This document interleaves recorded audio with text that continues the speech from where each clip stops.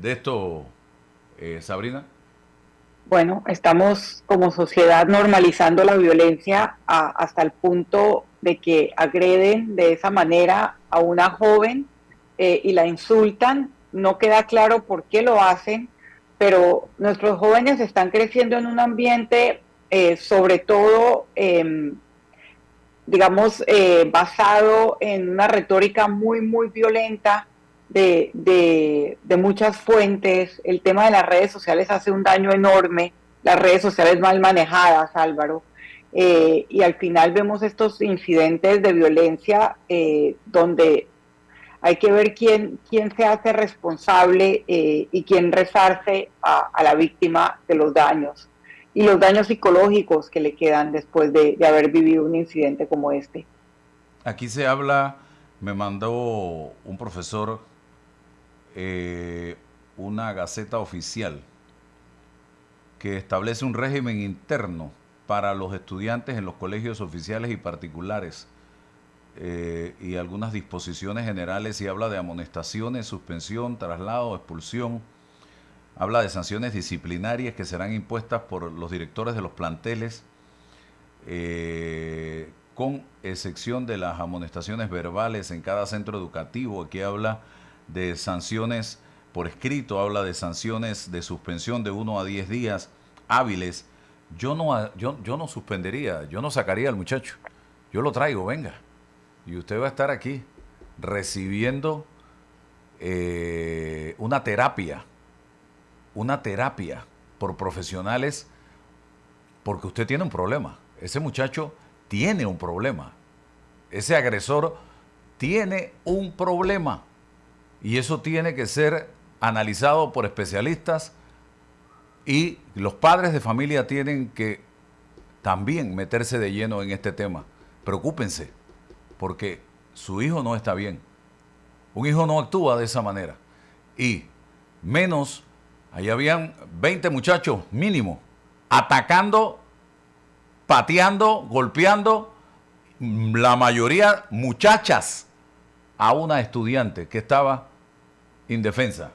Allí, señoras y señores, aquí me están diciendo que el director del colegio donde las estudiantes agredieron a la otra estudiante no puede ejecutar su poder de director porque es uno de... está separado, porque aparentemente apoyó la ley 402, pero alguien debe estar ahí, a cargo o al frente de este plantel educativo. Y esta es la hora y del Meduca no sabemos absolutamente nada en torno a este asunto. Aquí hay un problema serio, Sabrina, socialmente hablando, que tiene que ser atendido urgentemente. Y repito, yo no soy partidario, no sé qué piensas tú eres madre de familia también.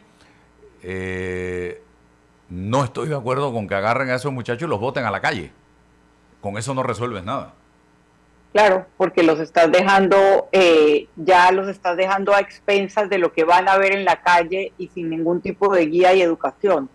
Así que no creo que esa sea la solución. Obviamente tienen que ser sancionados, pero se tienen que tomar las medidas correctivas dentro de la escuela y también en la familia, porque definitivamente, y pues son varias familias, ¿no? Porque lo que tú estás hablando es un video donde muestran un grupo de muchachos comportándose salvajemente contra una compañera. Ujú, así es. No, yo no estoy de acuerdo aquí que dice, pero la violencia y grosería y descalificación de dónde viene, desde la cabeza. No. Yo no, eso no va, eso no lo compro yo. Mis hijos tienen 27, 25 años y ellos no comparten ver a un político siendo grosero, ni siendo déspota, ni siendo violento, ni descalificando a nadie. No. En casa, en casa se enseña todo esto. Y si el hijo en casa lo que ve es violencia, si el hijo en casa lo que ve es maltrato de papá a mamá o de mamá a papá, eso lo hace suyo y lo hace lo asume como algo correcto. Allí es que está el problema. Allí es que está el problema. Yo no culpo de esto a ningún político, ni voy a culpar de esto, señoras y señores, a ningún medio, porque el papá y la mamá de ese muchacho soy yo. Entonces, yo soy el responsable, el que tiene que inculcarle principios y valores a ese muchacho en la casa. No vamos a culpar a los demás. Y tengo que estar pendiente y vigilante de con quién se reúnen mis hijos, con qué llegan mis hijos a la casa, si llegan tomados, si llegan drogados, a qué hora llegan, a qué hora salen, cómo se visten. Estar pendiente, ¿están estudiando, no están estudiando? ¿Cómo están las calificaciones? ¿Cómo habla ese muchacho? Todo eso puede el padre de familia supervisarlo. No me vengan a echarle la culpa ahora a otro, porque es muy fácil culpar al vecino de lo que me está pasando dentro de mi casa. Eso tiene que corregirse desde el hogar. Esa es mi manera de pensar. Puede haber influencia, pero yo tengo que tener el freno y los controles. Eso es lo que iba a decir, Álvaro. Obviamente la responsabilidad principal está en el hogar, pero el primer comentario que yo hacía es que estamos viviendo en una sociedad, no solamente en Panamá, sino en países como los Estados Unidos, por ejemplo, que ha tenido un par de días horriblemente violentos, que normaliza el uso de la violencia, que normaliza las balas en lugar de las palabras y los argumentos. Y eso es lo que yo me refería en mi primer comentario con el impacto que tiene todo este ambiente cuando no hay filtros en el Internet, cuando ellos están viendo constantemente y están siendo bombardeados por contenido violento. Eso es un problema, y es un problema que genera comportamientos violentos, y obviamente nadie dice que esa sea la culpa ni la responsabilidad, pero los líderes también tienen en momentos claves e importantes la responsabilidad de bajarle el tono al discurso y de violencia. Y te doy el ejemplo que está ocurriendo en los Estados Unidos con el asesinato de una figura política joven de la derecha estadounidense, Charlie Kirk, y lo primero que hace el presidente Donald Trump es culpar a la izquierda radical y echarle más leña al fuego del discurso. Por eso creo que cuando uno vive en una sociedad donde hay todos estos incentivos para ser violento, y donde se normalizan los métodos violentos, ese es el mundo en el que están viviendo nuestros hijos. Probablemente tú, yo y muchos otros tenemos la posibilidad de estar mucho más conectados emocionalmente con ellos y mucho más encima de lo que está sucediendo en sus vidas.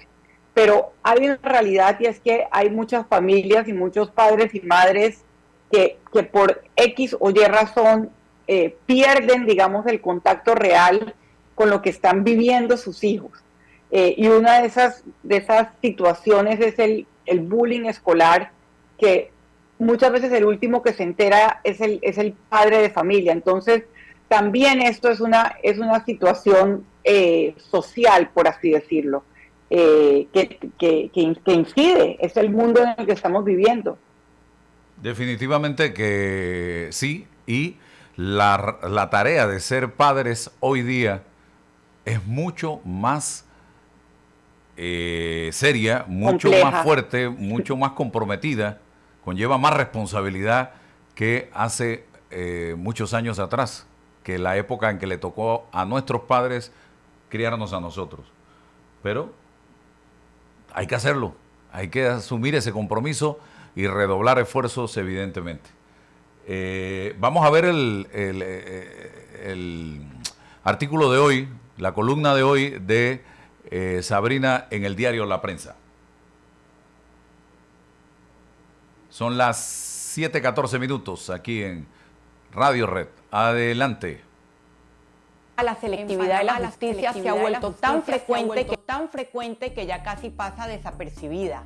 Lo que antes indignaba hoy se asume como parte de la rutina, como la fábula de la rana en la olla. El agua se calienta poco a poco y sin darse cuenta el animal se queda quieto hasta que es demasiado tarde. El arzobispo José Domingo Ulloa lo resumió con contundencia. Para la justicia hay panameños de primera y de segunda. Unos llevan 8 años de cárcel por robar una iguana y otros están libres tras tomar millones del erario. Monseñor se refería a cómo la desigualdad socioeconómica termina convirtiéndose en desigualdad ante la ley. En el sentir popular, la justicia alcanza solo al hijo de la cocinera, pero hay otra disparidad igualmente corrosiva: la selectividad política. No es casual que se acumulen absoluciones, rebajas de penas y procesos congelados para los cercanos al Ejecutivo. Es como si algunos funcionarios del órgano judicial hubieran tomado nota del discurso inaugural de Mulino sobre abrir los candados de la justicia. La duda es si tienen todas las llaves o solo las que le convienen al presidente. Esta semana se desplomaron 2 procesos judiciales emblemáticos beneficiando a allegados al presidente. En el caso Diablos Rojos se absolvió a 185 imputados, entre ellos Jorge Ricky Fábrega y Ventura Vega, asesores de Mulino y enlaces con la Asamblea, y este último también secretario general de la Contraloría. También se cerró el caso de la Ciudad Deportiva de David, por peculado en Pandeportes durante el gobierno de Martinelli. Noticias que pasaron casi inadvertidas, como si favorecer a los cercanos al poder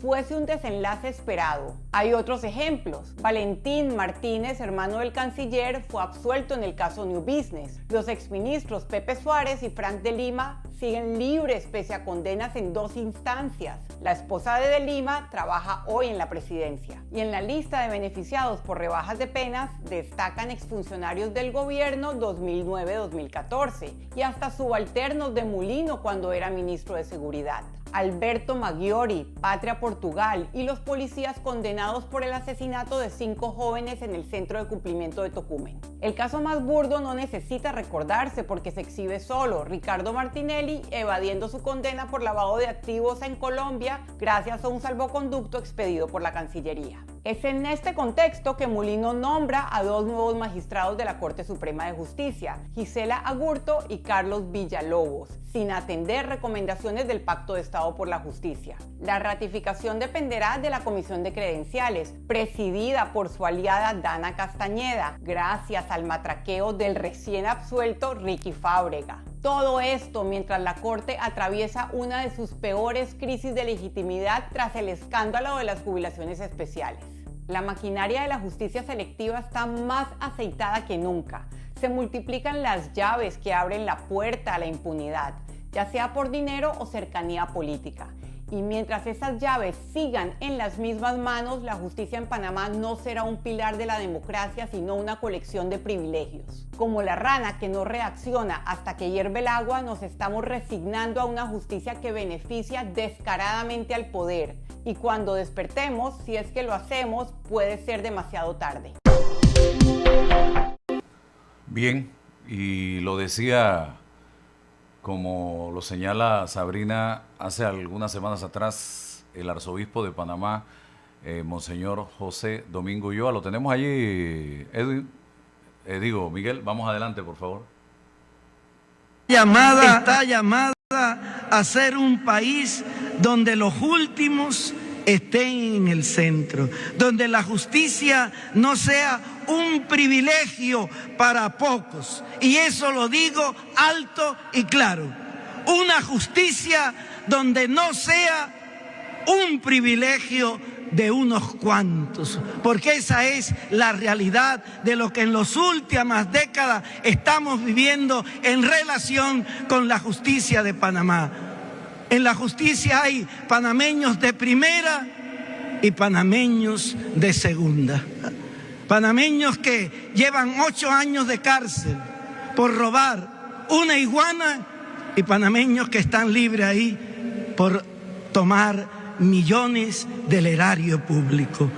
Queridos hermanos, nuestra historia, el Evangelio nos interpela en estos momentos concretos de la vida nacional. Panamá vive tensiones sociales, desigualdades económicas, crisis de confianza en las instituciones, heridas de corrupción y exclusión. Y no podemos ser indiferentes. Ser la primera diócesis en tierra firme significa ser también profetas de esperanza en medio de esas dificultades, porque el mensaje del Evangelio y el mensaje de María. Bien, casualmente recordaba yo, conversando con unos abogados, Sabrina, el caso este que mencionas de los Diablos Rojos. Sí. En ese momento, el fiscal del caso, que ya no está, prácticamente en su exposición, pidió la absolución de los involucrados. O sea, el fiscal parecía más abogado, defensor de los investigados que representante del Ministerio Público en ese momento. Ese fiscal llegó a esa audiencia con un PowerPoint donde prácticamente había preparado todo y el caso se cae por deficiencias en el tema de la investigación que llevó adelante y cómo la llevó adelante el fiscal en el Ministerio Público. Entonces, esto te lleva a pensar, ¿y hoy dónde está ese fiscal? Luego renuncia. Me gustaría saber dónde está trabajando y para quién está trabajando este fiscal y para quién podía estar trabajando. Me hago esas preguntas. Me gustaría hacérselas al fiscal en ese momento y qué me dicen también los abogados que fueron parte de este proceso, Sabrina. Sí, bueno, recuerdas una excelente parte de esta historia que nuevamente termina en impunidad. Y lo que yo he tratado de hacer con la columna de hoy es hablar de la selectividad política de la justicia, que desde que comenzó este gobierno es muy notoria y es muy paradójico porque el presidente Mulino llevó durante su campaña una narrativa de la justicia que perseguía, de la justicia selectiva, de la justicia politizada y de perseguido político. Pero hay veces a mí me da la impresión que él pasó de perseguido a perseguidor. Es una pregunta que hago. Y cuando yo veo las absoluciones, cuando veo quiénes son los beneficiados por la justicia, ya sea porque su proceso camina lentamente, casi como una tortuga, o ya sea porque fueron absueltos, como el caso de Ricky Fábrega y Ventura Vega, o como el hermano del canciller, o como los exministros Frank de Lima, cuya esposa trabaja con Mulino, y Pepe Suárez, que a pesar que tienen 2 condenas, su proceso todavía está en casación. Además, por supuesto, de las rebajas de penas, que fueron casi todas pues encaminadas a personas que trabajaron durante el gobierno de Ricardo Martinelli, a funcionarios del gobierno de Ricardo Martinelli y a los policías que definitivamente participaron en un acto atroz y que en ese momento Mulino era el ministro de Seguridad. Y realmente preocupa muchísimo porque la justicia tiene que ser independiente del poder ejecutivo. Y por eso en esta columna he querido recordar que además de la selectividad socioeconómica, o sea, de que el que puede pagar un abogado es el que puede, digamos, dilatar un proceso, a diferencia del que tiene que enfrentar la justicia con un defensor de oficio, está la selectividad política. Y miremos quiénes son los beneficiados por las últimas decisiones judiciales. Casi todos son cercanos al poder, al círculo de poder. Y no me van a decir que eso es una casualidad. Eso es algo que alguien tiene que empezar a cuestionar. Y por eso digo, por eso hablo de la metáfora de la rana en la olla, porque esta semana que se dieron esas dos, digamos, la absolución final en el caso de los Diablos Rojos, que como tú dices, ya se había preparado el camino, y se cierra el otro caso de la Ciudad Deportiva de David. A mí lo que más me llama la atención es que no haya ninguna indignación, o sea, que ya estamos como sociedad acostumbrados de que, sí, claro, es el asesor de Mulino, entonces lo van a absolver. Sí, claro, trabaja para el Contralor, secretario general de la Contraloría va a resultar absuelto. Claro, en el caso New Business, absuelto el hermano del canciller. O sea, ¿cómo nos estamos acostumbrando a que estas coincidencias sigan ocurriendo sin empezar a cuestionar, digamos, la verticalidad y la independencia del órgano judicial? Y también por eso recordaba el discurso de toma de posesión de José Raúl Mulino, que fue una frase que llamó mucho la atención, y él hablaba de: invito a los funcionarios del órgano judicial, a jueces, magistrados, fiscales, a abrir los candados y a dejarse guiar por sus conciencias. O sea, filosóficamente está muy bien lo que él me imagino que se refería a quitarse el candado de lo que él siempre habla, y era la politización de la justicia, por ejemplo, en tiempos de Varela, correcto. Pero la pregunta es, ¿y ahora hay otros candados? ¿Ahora puso otras condiciones? ¿Ahora hay otros protegidos? ¿Y ahora hay otros perseguidos? Como hemos, digamos, analizado muchas veces en este espacio. Esa es la pregunta que me hago, y también como pedirle a la sociedad que despierte en el tema de justicia. El titular del diario El Panamá América del 20 de julio del 2024, concentrándome en el tema de los Diablos Rojos. Mira, 20 de julio 2024, ya tenía 20 días de estar en el poder el gobierno del presidente José Raúl Mulino. Y de ser electo, había sido electo en mayo 5. El procurador en ese momento, Javier Caraballo. Y el titular dice: caso Diablos Rojos, : Fiscalía pide sentencia absolutoria para exdirectores de la Autoridad de Tránsito y Transporte Terrestre. O sea, ya el mismo fiscal estaba pidiendo sentencia absolutoria. Entonces, ¿para qué nos metimos en ese proceso? ¿Para qué llevamos adelante un proceso que le debe haber costado al Estado panameño mucho dinero? No nos metamos en eso. Es lo que yo planteo en este momento. Pero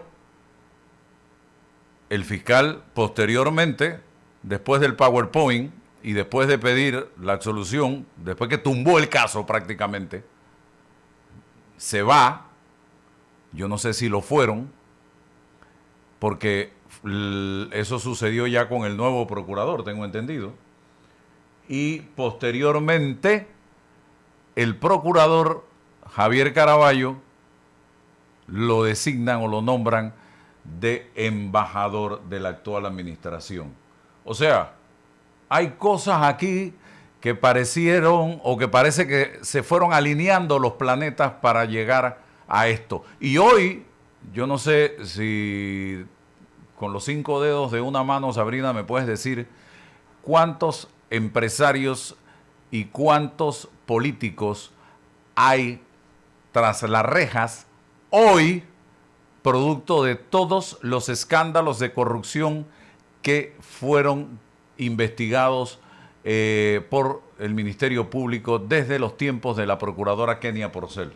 Si me puedes mencionar 5, yo te menciono que el único que recuerdo en este momento es a Guillermo Ferrufino. Sí, yo no creo creo que me sobran dedos de la mano, y ese es el cuestionamiento que hago.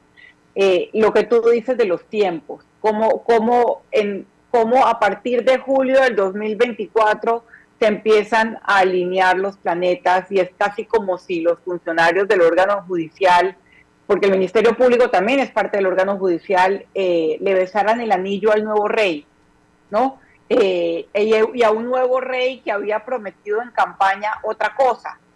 Porque si, o sea, no sería tan llamativo si el tema de la victimización, porque se victimizó Ricardo Martinelli en campaña, y eso, digamos, catapultó, además de la promesa del Chenchen, a la candidatura de José Raúl Mulino. No sería tan llamativo si eso no se hubiese dado como una de sus principales promesas de campaña. Y entonces ahora vemos que los planetas se alinean, los vientos se alinean a favor del Ejecutivo de turno. Eso no puede ser una coincidencia. Eso es síntoma de un órgano judicial y de unas autoridades judiciales que, digamos, se inclinan al poder o que no son independientes ante el órgano ejecutivo, que no están cumpliendo su rol en una democracia. Y estamos viendo ejemplos importantes que no es que con esto yo quiera hacer el llamado a que esto suceda en Panamá, al contrario, lo que quiero es evitar de que esto pase en Panamá, porque los pueblos se agotan, la paciencia de los pueblos se cansa, se agota, perdón. El caso de Nepal, que lo acabamos de ver, Nepal no existía en el escenario informativo a nivel internacional hasta hace menos de una semana. Así es. Y miren lo que pasó en Nepal por el cansancio, el agotamiento. Entonces, ¿queremos que cosas como esta sucedan en Panamá? No, y 1000 veces no. Miren lo que pasó en Argentina. Yo tengo mi análisis sobre el tema. Se perdió el balance. Se pueden hacer cambios. Estoy totalmente de acuerdo con cambios estructurales cuando un país no está funcionando. Pero no te puedes ir a el extremo totalmente.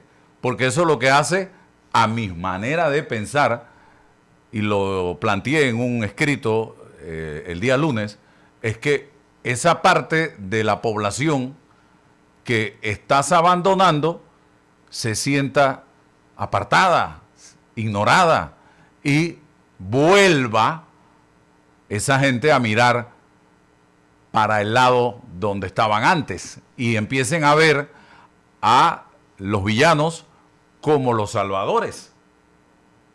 Ese es el peligro. Yo creo que en ambos espejos Panamá se tiene que mirar en el espejo del hartazgo ciudadano que desemboca en lo que ha ocurrido en Nepal, que tiene sus características muy particulares, y también en el espejo de un gobierno que ignora, digamos, la disidencia. En ese espejo definitivamente se tiene que ver Panamá, porque tenemos un gobierno que autoproclama ser un gobierno para la empresa privada y solo para la empresa privada, que es donde está, digamos, el problema.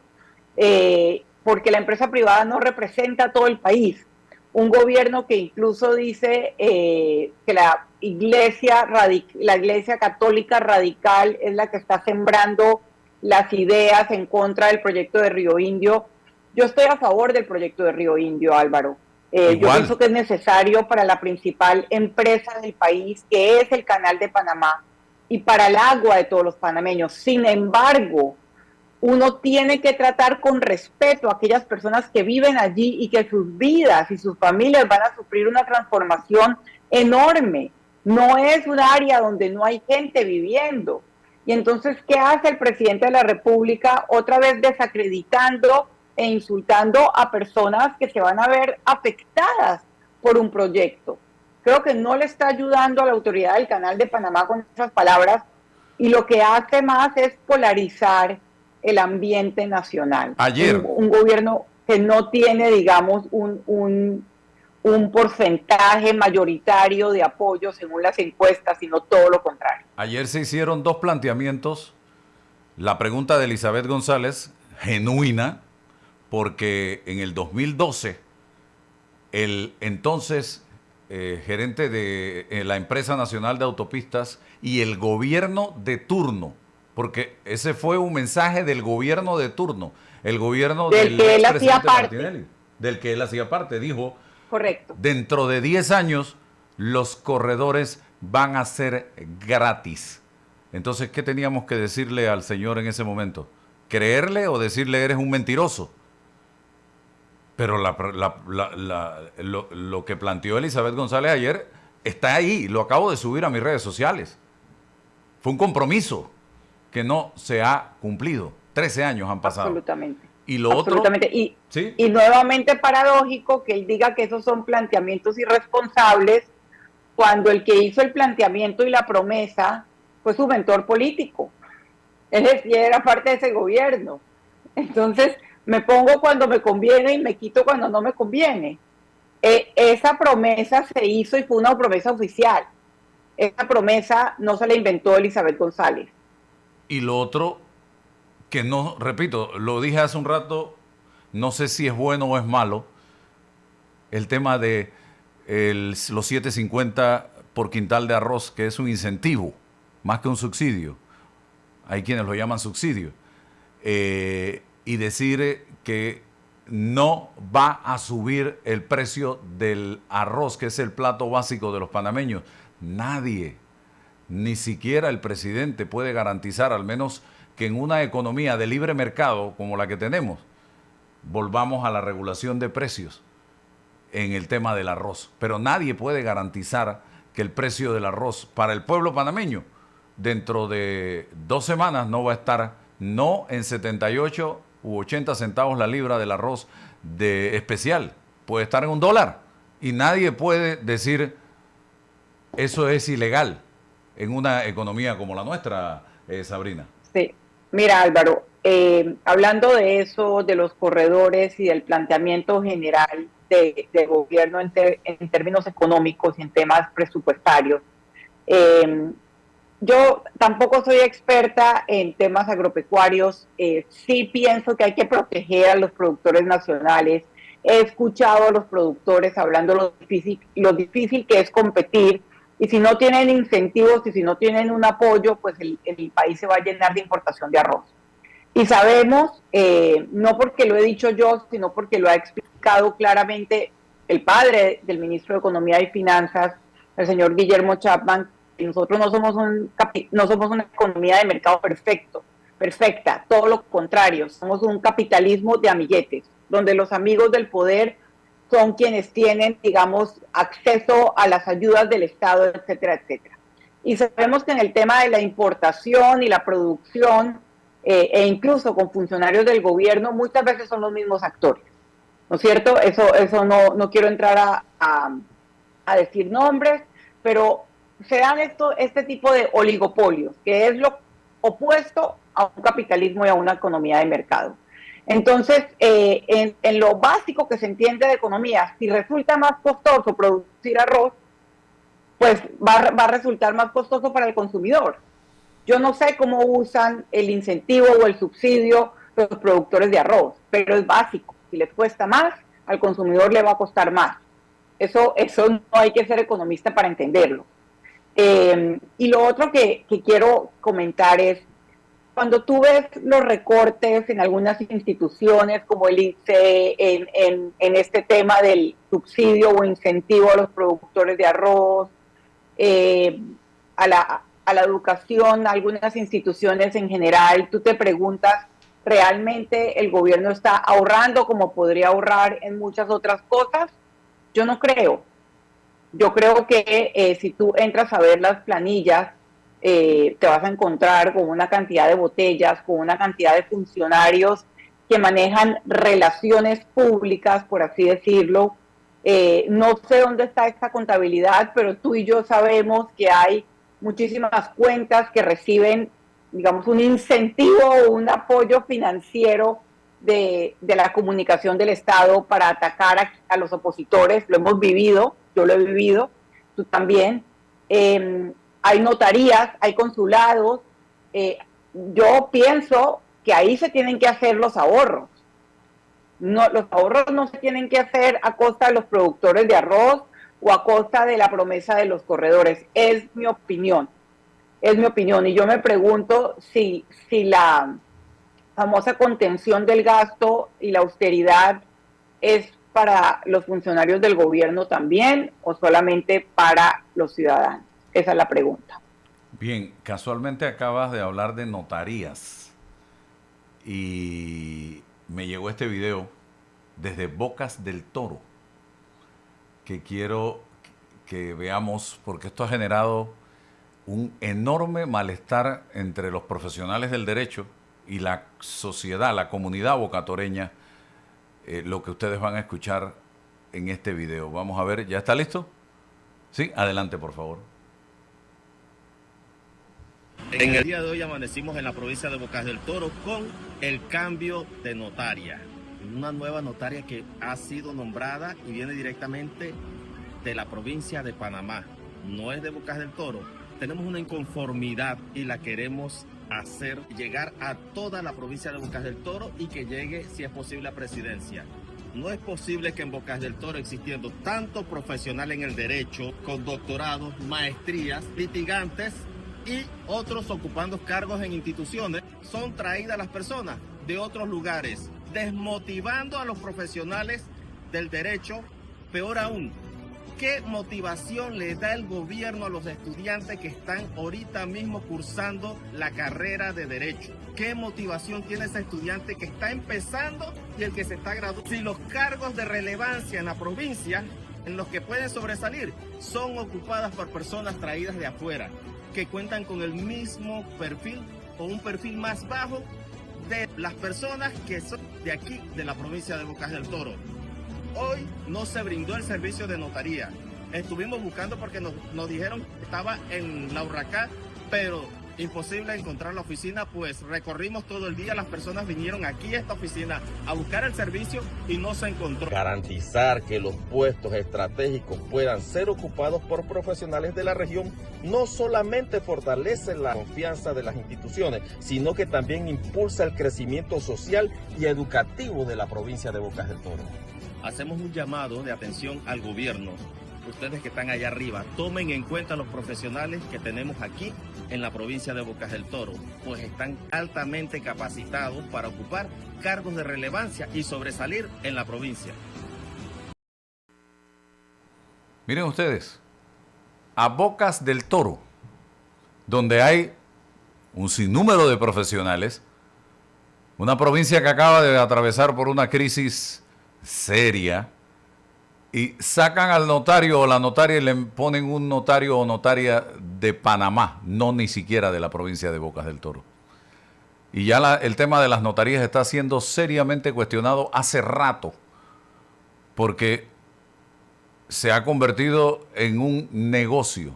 Es simple y sencillamente, aquí está, esta es tu empresa, explótala por 5 años, no le pagues nada al Estado, y hasta se habla de que son empresas para allegados a los gobiernos. Así de sencillo, donde se mueve mucho dinero. Sabrina, algo que comentar sobre este tema y también sobre el tema de los peajes del canal. Bueno, el tema de las notarías definitivamente, si tú quieres realmente mostrar transparencia y austeridad, tienes que empezar a ser transparente con quiénes son los notarios y cuáles son los acuerdos a los que has llegado con ellos, porque muchas veces, y eso sí tiene años, el tema de las notarías, muchas veces se las das a alguien y a un funcionario del gobierno le toca un pedazo. Entonces yo siempre he pensado que consulados, notarías, donde hay mucha gente que se ha enriquecido a costa del Estado, es donde se tendrían que empezar a hacer los principales recortes. Ayer se le preguntó al presidente José Raúl Mulino por el tema de las presiones de los Estados Unidos para que los barcos, las naves de guerra estadounidense pasen gratuitamente. Y creo que por primera vez su respuesta fue un contundente no. Así lo interpreté yo, lo que me parece positivo. Dijo, yo no puedo asumir ninguna posición que vaya en contra de la Constitución y el Tratado de Neutralidad. Y creo que esto hay que verlo en el contexto de lo que ha venido revelando el diario La Prensa. Primero lo sacó un artículo que sacó Rolando Rodríguez y ayer le hicieron una entrevista al ex canciller Jorge Eduardo Ritter, hablando de cómo Estados Unidos ha seguido presionando porque el tema de mecanismos de compensación, etcétera, etcétera, como yo lo dije, desde que estuvo Pete Hegseth en Panamá, no es lo que ellos quieren. Ellos quieren gratis, porque esa fue la promesa que hizo Trump. Entonces, han encontrado eco en algunos funcionarios del gabinete y han estado presionando, y hay otros funcionarios del gabinete que no están de acuerdo. Hubo un incidente ya con un barco, o sea, todo esto se ha dado de manera muy silenciosa. Pero el hecho de que el presidente Mulino dijera, mi posición no va a cambiar y no haré nada que vaya contra el Tratado de Neutralidad o el canal, dijo, estamos explorando otras opciones, dejó esa puertecita. Pero yo que he seguido el tema de las presiones de los Estados Unidos y la respuesta del gobierno de Mulino, pues me pareció positiva esa, digamos, esa afirmación de que esa es su postura. Muy bien. Bueno, agradezco, Sabrina, su participación esta mañana. Interesante. Creo que este tema de fondo, el tema de la justicia, tiene que llamarnos a una reflexión en este país. Tiene que llamarnos a una reflexión.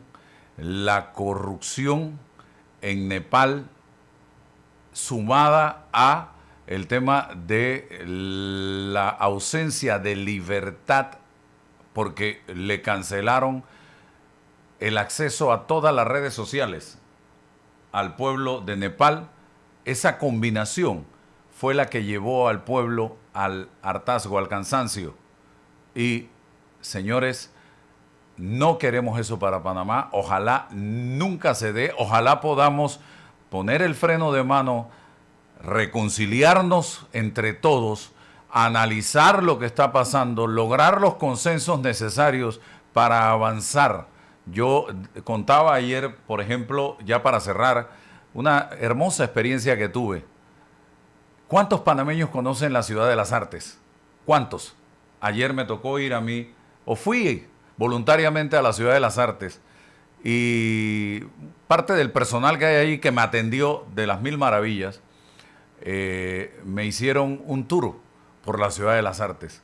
Y yo me sentí como si estuviera en otro planeta, como si estuviera en otro país. Lo que hay allá adentro es maravilloso. Es extraordinario. Y decía yo en un mensaje que grabé, el problema que hay en Panamá es que aquí tenemos países de cada 5 años. Y en el arte y la cultura, el deporte, la educación y la salud, no podemos estar cada 5 años inventando, improvisando, tirando atrás todo lo que se hizo para empezar de nuevo, porque eso no permite que el país avance. Ese proyecto de la Ciudad de las Artes fue iniciativa de Maruja Herrera, cuando fue ministra en el periodo 2009-2014. Luego se congeló. Finalmente se terminó en el gobierno pasado. Pero ahora es que realmente le han puesto, le han encendido los motores para que avance este interesante proyecto que reúne el talento. No todos los panameños quieren ser los niños y los jóvenes ingenieros, periodistas, arquitectos, médicos, abogados. Hay mucho talento para el arte, para la cultura. Y ahí está precisamente el epicentro, con profesores, con gente que te prepara para tocar un instrumento, para cantar, para formar parte de una agrupación. Ahí estaba la Sinfónica entrenando, la Sinfónica Nacional. Ahí estaban niños con capacidades especiales, tocando música y cantando, pintando. Qué cosa más maravillosa, acompañada de sus tutores o de sus padres. Y muchos panameños desconocen que eso existe. Entonces, es allí lo que yo planteo. Tenemos que empezar a trabajar en el país a largo plazo. El arte, la cultura, el deporte a largo plazo, alejado de la política. La educación a largo plazo, alejada de la política. La salud a largo plazo también, alejada de los políticos. Porque de lo contrario, vamos a seguir exactamente en lo mismo, de 5 en 5, de 3 en 3, si cambian al funcionario, y borrón y cuenta nueva, y eso así, no hay país que lo resista, Sabrina Bacal. De acuerdo, de acuerdo. Pensar en políticas de Estado y no estar cambiando las cosas en cada gobierno, sobre todo las cosas positivas. Así es. Bueno, vámonos. Gracias, Sabrina, por estar con nosotros. Muchísimas gracias. Estamos a la espera de la próxima entrevista. Habíamos coordinado